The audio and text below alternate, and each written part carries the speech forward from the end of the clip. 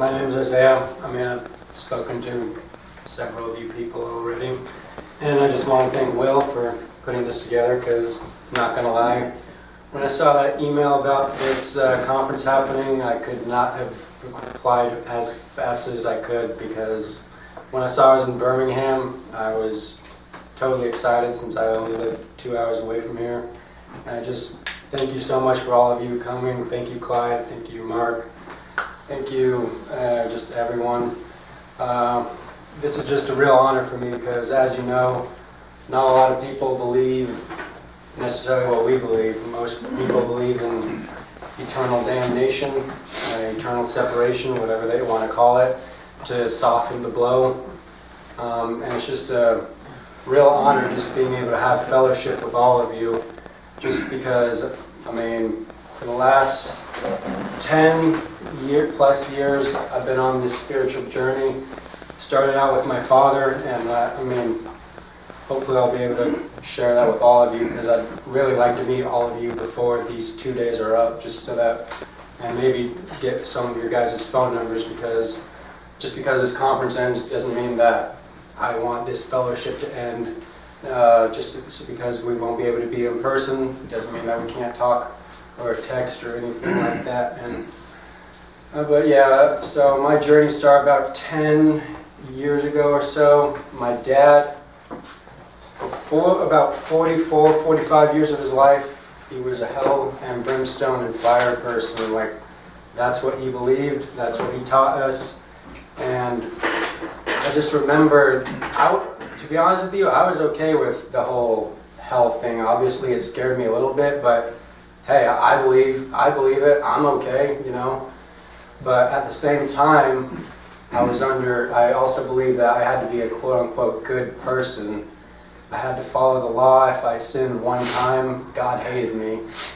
And for 17 years of my life, I lived like that. I was always afraid.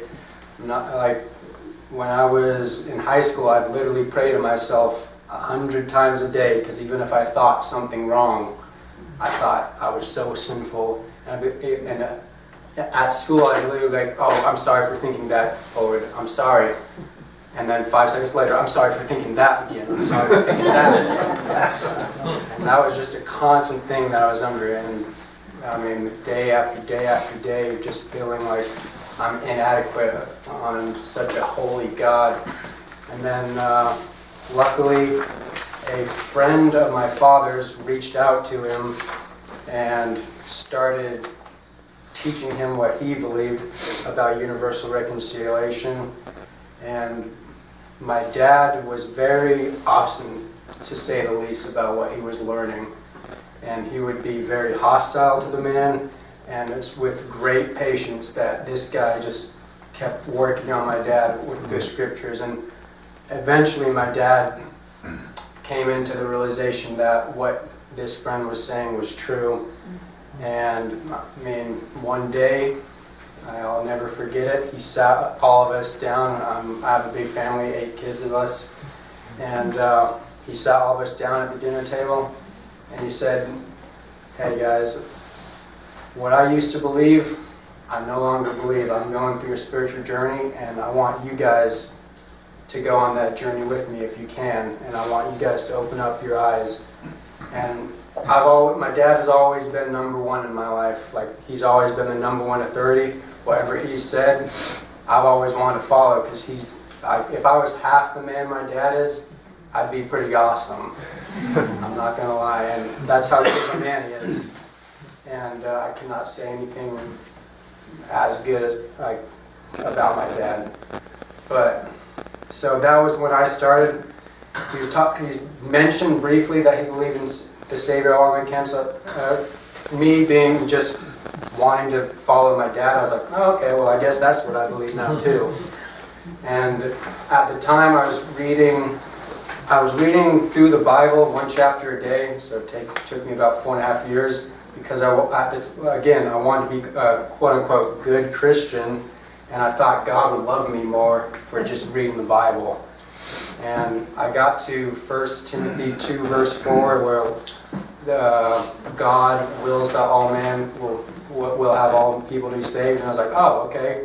That must be the one verse that my dad believes that why all of salvation. I immediately go to him, hey Dad, I found this verse. This must be why you believe this. And it wasn't until I actually started studying the scriptures that there are actually a lot more verses that prove why universal reconciliation is true. And I mean, I'm really grateful to Clyde, to Andre, to just everyone who puts out all that truth, because like you guys said, the Christian church today unfortunately they are caught up in religion. They do this, don't do that type stuff. And I really got a taste of that because I knew that I became saved when I was 17 because I was reading Romans chapter 3.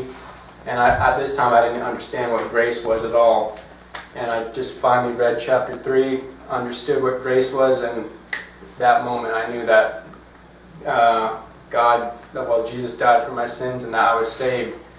And at that moment, I mean, I've always loved Jesus, I've always loved God, but at that moment God just put a passion in my heart about preaching His grace to everyone. And I thought for a while that I wanted to be a pastor, so I was looking at colleges, seeing if I wanted to be a pastor or go to that college.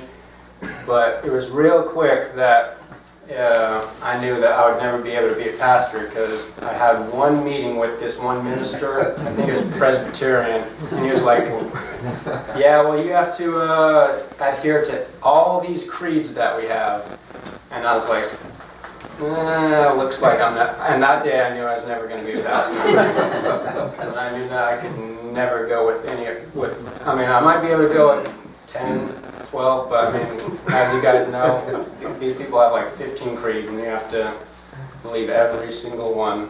But yeah, I mean, I'm still on my spiritual journey. I once again can't thank you, Clyde, for just really showing me the truth just through your emails, and every day is a blessing that God has blessed me with, just with the knowledge. I mean, all knowledge comes from Him, and like Paul says, knowledge puffs up, but love edifies. So you just got to be careful what you do with that knowledge. And like I said, I just hope that I'm able to end up meeting all of you guys. And I mean, I'm a shy person, so if you don't mind, if you guys can come up to me, maybe that'd be awesome.